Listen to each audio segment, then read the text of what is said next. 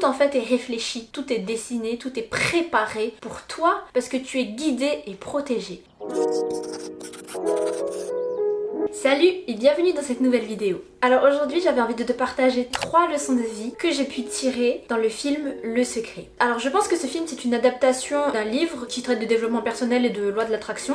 Alors le film c'est un film Netflix, un film d'amour un peu tranquille, un peu léger. Un peu niais sur les bords pour certaines personnes si on veut, mais voilà, ça fait plaisir de regarder ça un après-midi quand t'as rien à faire. Et donc je vais te partager les 3 leçons que j'ai pu tirer dans ce film. Mis à part le côté loi de l'attraction, on attire ce qu'on veut, faut focus sur le positif, etc. Parce que bon, ça c'est vraiment la grosse base du film. Mais moi je vais te donner les autres petites leçons que j'ai pu tirer à côté de ça. Donc ici je vais juste te donner les quelques petites leçons que j'ai pu tirer dans la vidéo. Alors si tu veux pas être spoil, regarde d'abord le film, ou alors commande les livres et lis-le avant de regarder cette vidéo. Et puis si tu t'en fiches, ben voilà, il n'y a pas trop de spoilers. De toute façon le film n'est pas non plus un film de suspense de dingue, donc voilà. Alors numéro 1, il n'y a pas d'âge pour découvrir la vie ou la redécouvrir. Et il n'y a pas d'âge pour changer de mindset et de manière de penser. Alors le film c'est l'histoire d'une maman qui est veuve et qui a 3 enfants avec elle et il y a une grosse tempête qui va casser la maison, elle a plus de sous. Les pauvres peuvent pas se payer de pizza. On n'est pas pauvres, on est ruinés, c'est différent. Vous disiez ? Elle est seule à éduquer ses enfants, elle a une belle-mère qui lui casse un peu la tête des fois, elle doit tout gérer sur elle-même, elle a tout sur son dos et franchement les événements extérieurs montrent que ben rien ne va, sa vie c'est catastrophe sur catastrophe et puis là t'as un monsieur qui vient la rencontrer et qui a un mindset qui est complètement différent, lui il est toujours positif, il essaie toujours de voir le bien, il se dit que si on sème le bien, on va récolter du bien tôt ou tard et du coup il arrive dans cette famille et on voit vraiment une grosse différence, un choc limite entre les deux mindsets, entre le mindset de la maman et le mindset du monsieur.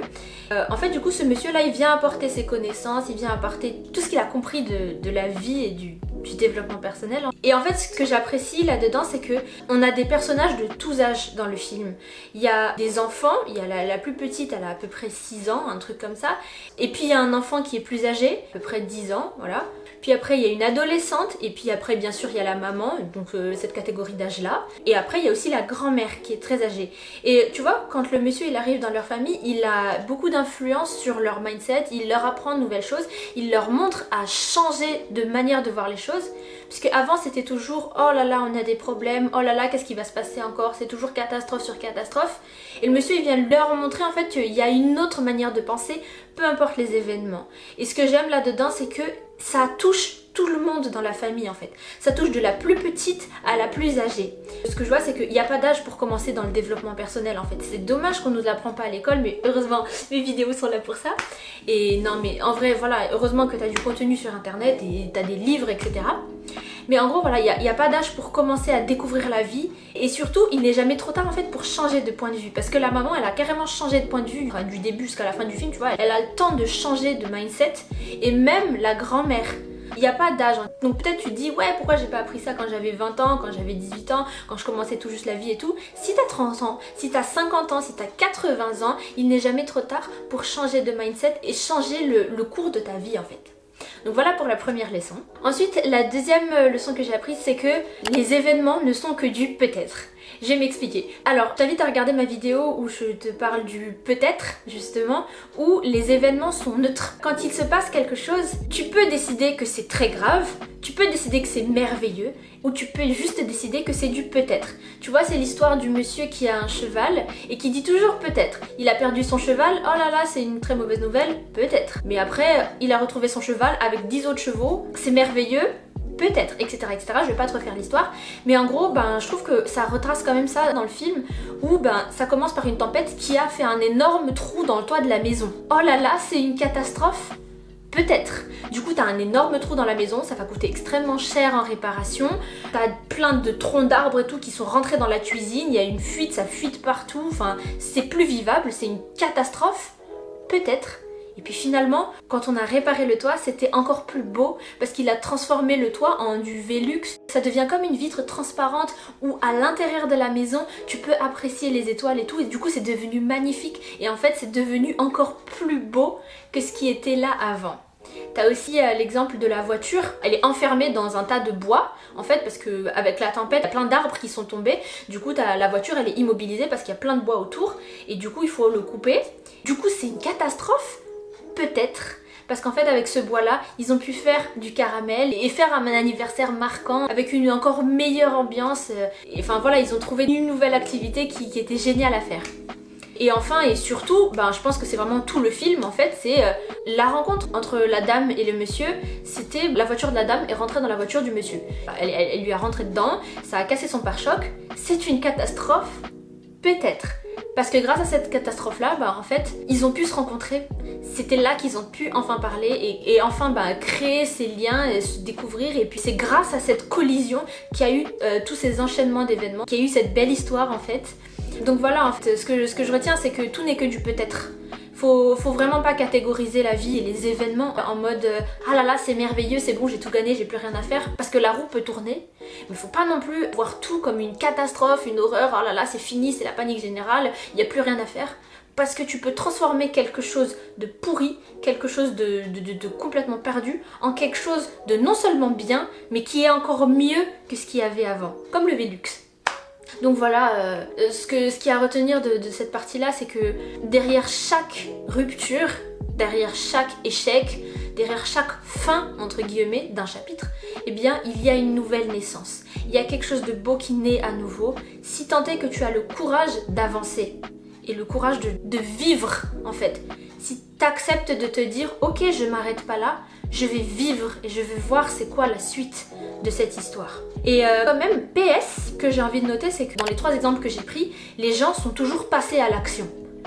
Ok, il y a eu un gros toit dans la maison. Il est énorme ce trou! C'était le bazar dans la cuisine, etc. Mais ils ont quand même fait l'action d'aller enlever le bois, nettoyer la cuisine, réparer le toit, etc.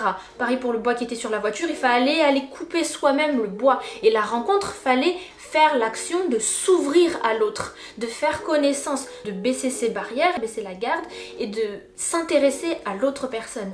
Donc tout ça pour dire que quand il se passe des mauvais événements, déjà ne reste pas focus sur oh là là c'est grave ou oh là là c'est merveilleux. Accepte d'avancer, mais aussi et surtout passe à l'action. Parce qu'en fait ce qu'on peut apprendre aussi là-dessus, c'est que c'est toi qui peux faire changer le cours des choses avec tes actions. Les événements extérieurs, si on veut, ce n'est que 30% de la réalité. Le reste de la réalité, c'est toi qui la crée.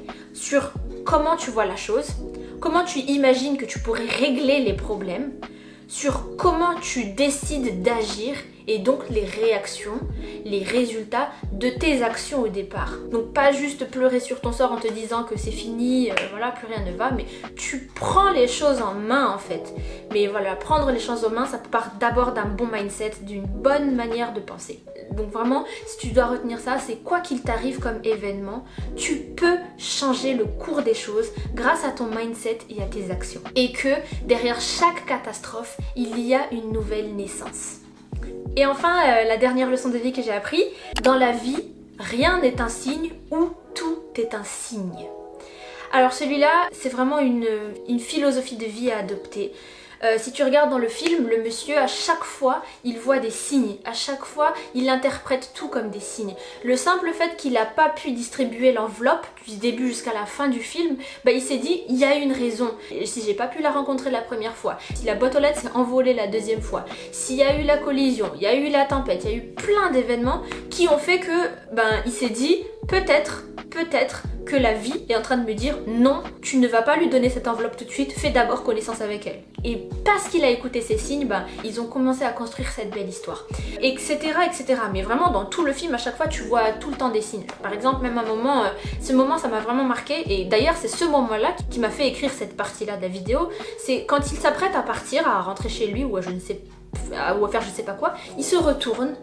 Et là il voit quelque chose qui brille et il va aller voir cette chose qui brille. Il ne s'arrête pas là en se disant juste ok ça brille, salut. Non, il se dit ah peut-être que c'est un signe, parce que ce monsieur là voit que tout est un signe dans la vie. Il s'approche et là il voit quoi? Il voit le plastique transparent là qui fait que après on a un magnifique toit en Velux et tout. Du coup il l'a eu gratuitement, il n'y a pas eu à payer. Ça a fait un rendu qui est encore plus beau que ce qu'il y avait avant. Donc vraiment le monsieur il a vraiment appris à interpréter tous les signes, à voir toutes les choses en fait comme une nouvelle porte qui peut mener vers quelque chose de beau, si tant est que tu as l'envie, la volonté d'aller ouvrir cette porte. Du coup, dedans, le monsieur, il explique pourquoi il essaie de voir des signes partout et il écoute ces signes. Il se dit que, en fait, peut-être que l'univers dans lequel on vit est bienveillant. Pour les gens qui ne sont pas croyants, oui, en effet, tu peux voir l'univers comme quelque chose de bienveillant. Au lieu de voir le monde comme quelque chose de chaotique, où rien ne va, rien n'est stable, où c'est chacun pour soi et que, voilà, que c'est la jungle, tu peux voir l'univers comme quelque chose de bienveillant, qui va tout faire pour te donner le bien, qui va tout faire pour que tu sois bien et te faire ouvrir de belles portes, en fait, à chaque fois. Et pour ceux qui sont croyants, tu le sais, on a Dieu, notre papa, et il va pas te donner du poison, il va pas te donner à manger des cailloux, comme on le dit dans la Bible, il va te donner quelque chose de bon pour toi. Et donc, il t'envoie des signes, il t'envoie tout le temps des signes pour te dire ça c'est mieux pour toi, tu pourrais faire ça, rencontre cette personne, essaye cette nouvelle chose, etc. Mais c'est à toi en fait d'apprendre à écouter les signes.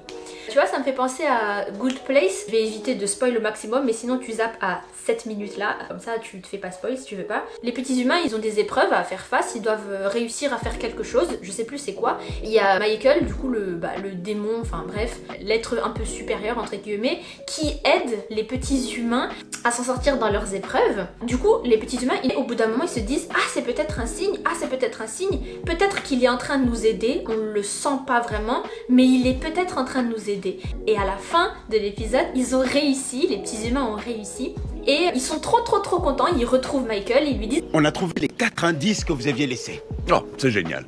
Et là, Michael, il dit Même si en fait, je vous avais laissé plus de 12 000 indices pour être sûr que vos tout petits cerveaux ne passent pas à côté. Mais je suis heureux que cela vous ait suffi pour comprendre. Et du coup, ça m'a touchée parce que je me suis dit, en fait, dans la vraie vie, Dieu, il nous envoie 1 million de signes. Et moi, c'est vrai que ça m'arrive des fois, je me dis, ah, ça c'est peut-être un signe de Dieu, ça c'est peut-être un signe de Dieu. Mais tu vois, j'en vois 2 ou 3 une fois de temps en temps quand je les cherche, les signes. Mais peut-être que la vérité, c'est qu'il y a des signes tout le temps. Entre ce que les gens te disent, les gens que tu rencontres, les actions que tu fais, les vidéos que tu regardes. Si ça se trouve, cette vidéo là que tu la vois, pourquoi tu la vois aujourd'hui, c'est peut-être un signe. Tout plein de choses en fait. Tout peut être interprété comme un signe. Si juste tu acceptes que en fait, le monde dans lequel on vit n'est pas si pourri que ça, qu'il y a quelqu'un qui te guide, qui te protège et qui veut juste que tu ouvres de belles portes. Apprends à ouvrir les yeux et à t'ouvrir à la possibilité qu'il y a des choses belles, qu'il y a des choses bonnes, qu'il y a de belles portes en fait, qu'il existe de belles portes. Mais ça, encore une fois, ça part d'abord du mindset. Est-ce que tu es prêt à accepter qu'il y a du bon qui peut venir dans ta vie ? Parce que ta perception des choses dépend de ta manière de penser. Est-ce que tu es réellement disposé à recevoir le positif?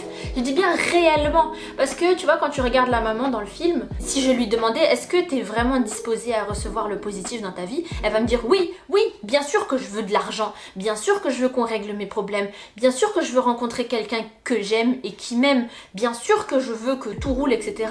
Oui, elle est prête à recevoir une vie meilleure, et tu vas peut-être me dire la même chose pour toi. Oui, j'aimerais bien gagner de l'argent, j'aimerais bien être heureux, j'aimerais bien être bien. Mais la réalité, c'est que le mental à la dame, il était totalement fermé. Il était bloqué. Bloqué sur la peur, bloqué sur les problèmes, bloqué sur les événements présents, bloqué sur tout ce qui ne va pas en fait. Son mental était complètement fermé, si bien que du coup, elle ne voit aucun signe dans sa vie. Tout n'est que problème à régler. Si tu changes ta manière de voir les choses et que tu deviens disposé à recevoir le positif dans ta vie et à voir qu'il y a des choses bonnes qui t'attendent. Donc la vérité, c'est que peut-être qu'on est en train de recevoir plein de signes dans nos vies. C'est juste à nous maintenant d'apprendre à les voir, à les reconnaître et d'être ouvert en fait, être prêt à ouvrir ces belles portes. Et enfin, pour terminer cette vidéo, j'aimerais juste finir sur cette citation là. Il dit cette citation là dans le film: le hasard, c'est Dieu qui se déguise incognito. Il n'y a pas forcément de hasard. Tout n'est que purpose. Je sais pas comment on dit ça. Tout en fait est réfléchi. Tout est dessiné, tout est préparé pour toi parce que tu es guidé et protégé. Il faut juste que tu sois ouvert à la possibilité qu'il y a une vie meilleure, qu'il y a de belles portes qui t'attendent. Merci d'avoir regardé cette vidéo. N'hésite pas à la partager, à me taguer en story si tu veux, à me partager en commentaire ce que tu en as pensé. Et je te dis à bientôt pour de nouvelles vidéos. Bye!